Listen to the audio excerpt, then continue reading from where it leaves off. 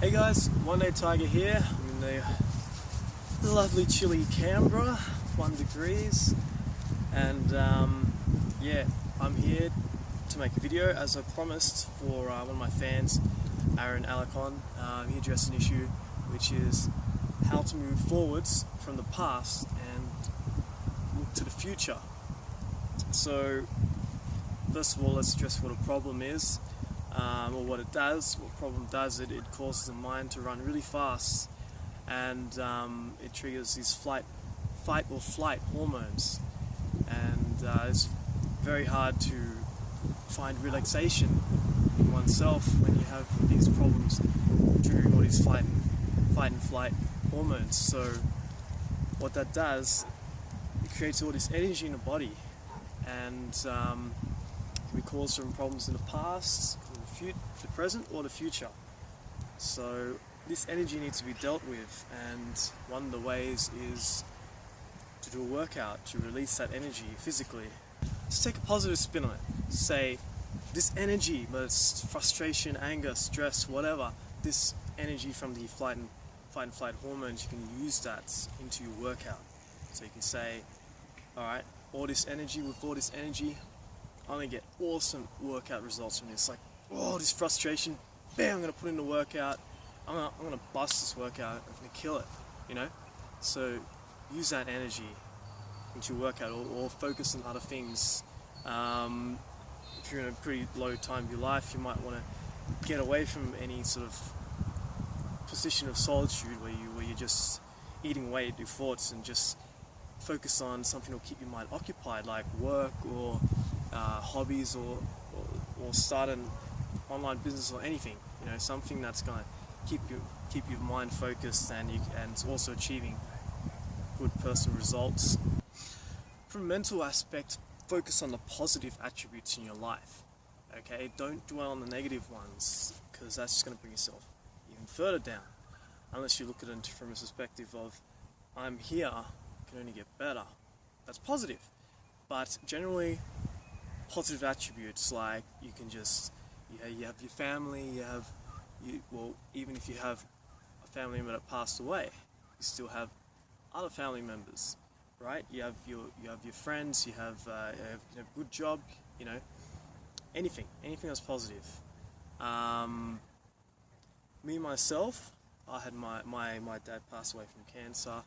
That was 8 years ago now. So yeah, that was tough, but you know what helped me through was thinking about his positive attributes. And you can use a comparison. I used to do this all the time. I'm from Australia. It's a good country, land of opportunities.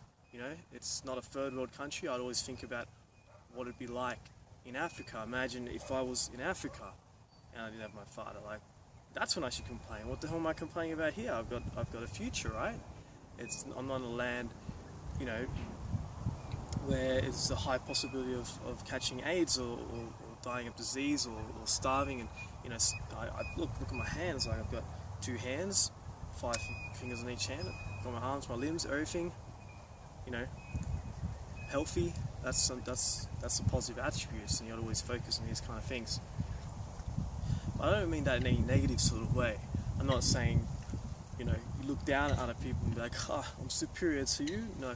No, it's more like understanding that other people have a lot worse than you, and you know, they don't have as much of a bright future or opportunity, and they have much more of a struggle. And then you should then transform that into an attitude of, well, what the hell am I complaining about? You know, I've lost one family member. Other people have lost all of them. You know, like a bus crash or train wreck, you know, or whatever, you know, and you're healthy, you have a future, you have opportunity, you know, all these things. Just write them down, and just whenever you're feeling down about something, just look at it and look at the list and be like, damn, you know, like, what am I really complaining about? Because this is life. You know, that's the other thing, acceptance. Once you accept something as part of life, it's easy to move on. And that's another thing about it. It's acceptance, and reframing your mind into accepting it. For example, death is actually part of life, and other cultures, tribes in the past used to celebrate death as a passing on, and they celebrate the life that was there. Our culture, our Western culture, is to mourn death. We have the funeral, we have the sad speeches and all this, and that's the culture. But imagine if it was different. It's just some fuel for thought. The other thing, when looking at positive attributes, try and look within yourself. I'm charismatic, energetic, good thinker, innovative thinker. I have good friends, good family, I have a good job, good opportunity. I'm healthy, all that kind of things. Try not to look at material possessions too much. If you need to, do it, sure, if that'll help you feel good. But that's I think that's can come back at you, because when you're without that, then you feel really lost. Like the Fight Club quote. What is this again? You are not your fancy car. You are not the clothes you wear. You are not the money in your pockets and all that. Because quite essentially, when you're without one of these items, you feel quite naked. So focus on really your own personal, what's in here, because that won't change, unless you change it yourself, because you're in control of yourself. Now, help yourself with achieving these positive thoughts. For example, watching depressive dramas, that's not going to help you, or listening to really sad music, music does a lot for your mood.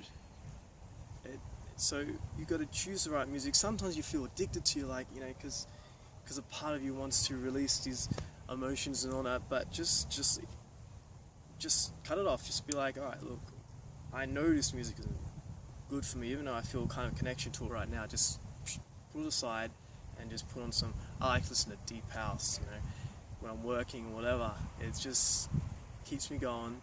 There's no words, not many words in it, so I'm not occupied by what, I'm not listening to the words and also writing. It gets confusing, so it's just a happy little vibe. Keeps me bouncing, moving, keeps me working, keeps me happy, and just put it on, even if you don't feel like, I don't feel like, of course, because you're a little bit down. You need to just play the music, and then you'll start feeling better. You'll start getting attuned to it. You match it. That's what music's designed for. You listen to the background music in movies. It's there to encourage your mood and the scene. So that's another thing there. And I'm not particularly sure what Aaron's problem is, or issue in this current point in time. But this is something tangible, something changeable, right? Like if it's a weight issue, that can be changed. If you put in the hard yards and you focus on your fitness, that's something that can change. The loss of a loved one that you can't change, right? So you got to focus on the positives, but it's something you can change. It might help some people to focus on your negative points and be like, damn it, I want to change, look at this, and just look yourself in the mirror, and that'll trigger some focus to changing. Or you can focus on all the negative people in your life, and people who think you're a piece of crap. You won't get any better, you can't do this, or bullies from the past, or anything like that. Anyone who thinks negative of you, that can fuel the fire and be like, fuck, I'll show them. So that's another way. Okay, and if it's a relationship issue, then here's one little piece of advice that is actually true in most cases, and well, for me in particular anyway. If you've broken up, your girlfriend's broken up with you, see it this way. You're always going to think about the last one until you meet the new one, the next one, right? And just think about, okay, this if it is this situation, think about this girl and think about before her. Who were you thinking about? If you had been broken up by another girl, you were thinking about her. until you met this one. And once you met this one, are you even thinking about the one before now? Most likely not. All your mind, your reticular activation system is focused on her. Now, if you can see to the future and understand this common way of how your mind progresses, it will focus on the last one. So if you now understand that once you meet the new one, you will forget about her, right? And then your reticular activation system will be focused on all the amazing things about your new girlfriend. So understanding that this will happen can help you soften the impact of it. Be like, oh, well, it's going to be forgotten. It's not going to be an issue in the future. So that's one way it can help. The other thing is, me in particular, I like to focus on self-motivation. So, I motivate myself. Like, I'm focused on me, I'm my own idol. But for others, and for most people actually, it's not a bad thing, find some idols, people to idolize, people to motivate you, until you get to that strong point where you can motivate yourself and be completely self-reliant. Take a spiritual angle, or religious angle, have some sort of faith. Whatever it takes to get you through. And set goals, very important. That's how you set a path to the future. So you need some light shedding the path for the future, right? And set some goals, write out a success plan, week by week, month by month, year by year, have it all planned out. Don't just be vague and, here in 3 years' time. You need some sort of success plan so you can take small steps, achieve bit by bit to eventually get to your goal.